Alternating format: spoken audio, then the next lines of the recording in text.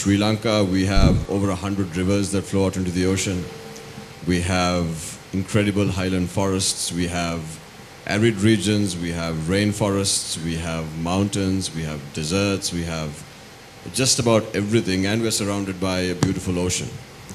And the risk is, if we are not quite aware of what we're doing and how we're handling and managing these resources and these natural blessings, we're going to lose it. And secondly, what was the philosophy that existed before modern times that supported our communities to become a civilization? There's a difference between a nation with a history and a nation that has become a civilization. And Sri Lanka is known to be a civilization, one of the only island civilizations in all of the world.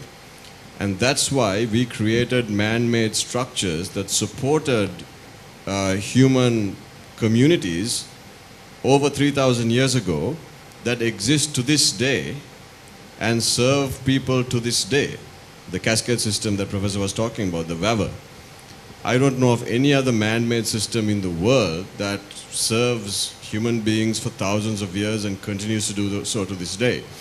If you think about the cascade system itself, it's not just dug reservoirs. In fact, none of them were dug at all.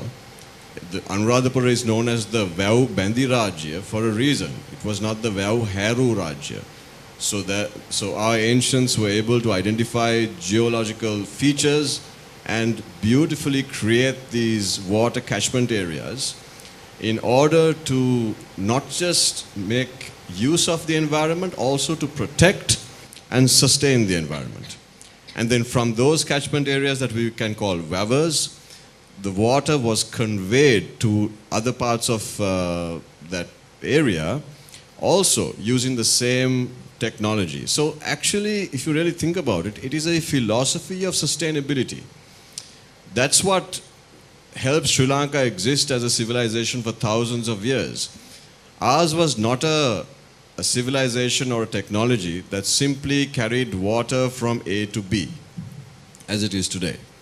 Ours was a method of conveyance where those meandering roots of water would sustain, would nourish the soil, would nourish water, would filter, it would protect forests, and also, most importantly, it would recycle water. And so, as these meandering water flows made its way from A to B, it nourished the entire area. The Yodayala is a perfect example. It's in the dry zone, but on either side of the Yodayala, you have incredible greenery, which probably didn't exist before that waterway was created. The importance of knowing this and understanding this philosophy of sustainability is because I think, as much as we are indebted to the world economically today, I think the world is also indebted to Sri Lanka for protecting this body of knowledge and protecting this philosophy of sustainability for thousands of years. And so I don't quite subscribe to the idea that we can be dictated to, where Trojan horses in the name or in the cause of climate change can be parked here in Sri Lanka and in the name of green energy, and then we end up losing our energy dependence. That is counterproductive. We must be very careful of that because we know sustainability and we have known sustainability for much longer than the rest of the world have.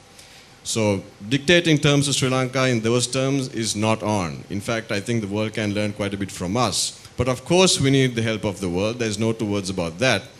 But I think we must be careful not to, it's not a give or take. It's not a transaction where we submit our independence, our energy independence, in return to get green energy. Because remember what happened once where a majority of our highland forests were culled in the name of somebody else's economy, and we're still grappling with that loss. King Parakram Bahu the Great was quoted in the Mahavamsa as saying that not a single drop of water should flow out into the ocean without benefit to man. It's actually a misquote. The Mahavamsa, the Sinhala translation of the Pali word is Lokopakaraya.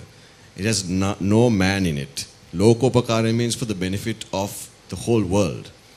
That is the philosophical change and shift of our mindset that we must try to understand. That's how our ancients built our civilization. Every resource was used for the protection of nature.